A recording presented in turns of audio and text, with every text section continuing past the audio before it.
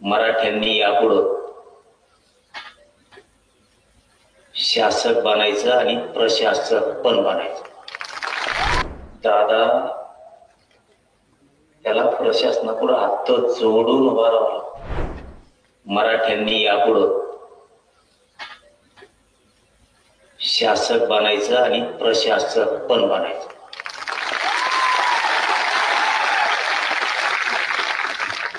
मराठ्यांनी डोकं लावून हुशारीनं शासक बना, प्रशासक बनवा. शासक जर बनला कोणाला मागायची गरज नाही पडणार. शेतात काम करता करता, घरात काम करता करता, व्यवसाय करता करता, शेतीचं काम करताना, नोकऱ्या करताना शासक बनायचं डोक्यात राहू दे.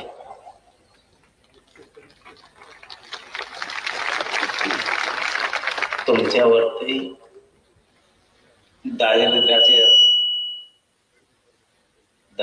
आलेला गंज जर काढायचा असला तुम्हाला शासक बनावं लागणार आहे.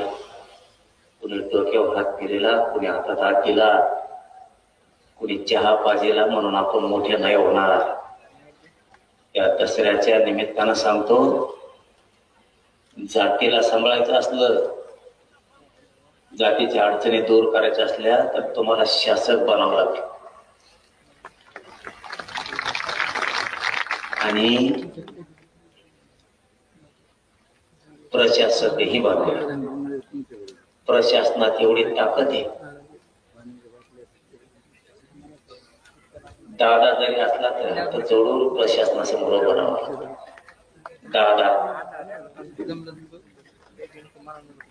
दादा त्याला प्रशासनापुढे हात जोडून उभा राहावं लागतं. राजकीय नेता असला तरी हात जोडून उभा राहावं लागतं. गुंडा असला तरी राहावं लागतं. 2-3 उदाहरणं सांगतो. तुम्ही जर PSI बनला त्याला प्रशासन म्हणायचं. तुम्ही तहसीलदार, PSI, SP, कलेक्टर जर बनला कसलाही दादा तुमच्या पुढे हात जोडून उभा राहील. कसलाही नेता तुमच्या पुढे हात जोडून उभा राहील. समजून घ्या. आज दसऱ्याच्या निमित्तानं तुम्हाला काय सांगतोय, लेकरा बाळांसाठी आयुष्याची शिदोरी आहे. नुसते कष्ट करा आणि नुसतं पळा, एवढंच करू नका. तुमचं पोरग, तुमची पोरगी PSI झाली, तहसीलदार झाली, कलेक्टर झाली, SP झाली, मोठा वकील झाली, न्यायाधीश झाली, मोठा डॉक्टर झाली, मोठा इंजिनियर झाली, मोठमोठ्या पोस्ट आहेत त्याच्यात अधिकारी झाली. तुमचं पोरग पोरगी CIDत गेली, SITत गेली, SCBत गेलं. प्रत्येक क्षेत्रात जर आपलं लेकरं गेलं ना तर या गरीब समाजाला बसायला आधार होईना. ऑफिस एखादं बसायला आधार. सगळे बोगस लोक जाऊन बसले तिथं, बोगस आरक्षण घेतलेले, बोगस.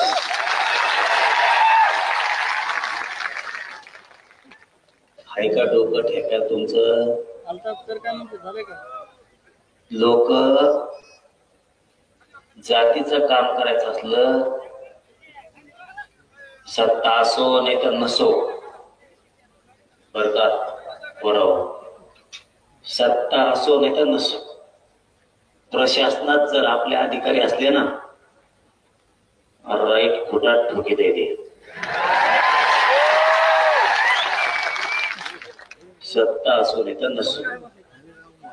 म्हणून आजपासून एक गोष्ट लक्षात ठेवा.